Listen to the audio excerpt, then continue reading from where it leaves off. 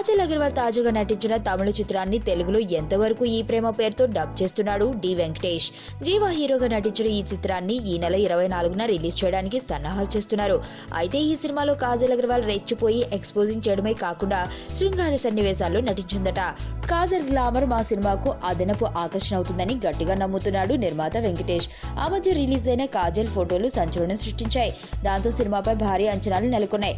మరి cinema release అయితే కానీ అసలు విషయం తెలీదు. నీ స్నేహితుడు ఎవరో తెలిస్తే నీ క్యారెక్టర్ తెలుస్తుంది.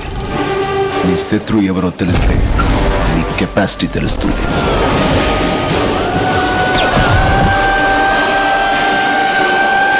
నా శత్రువుని సెలెక్ట్ చేసుకున్నాను.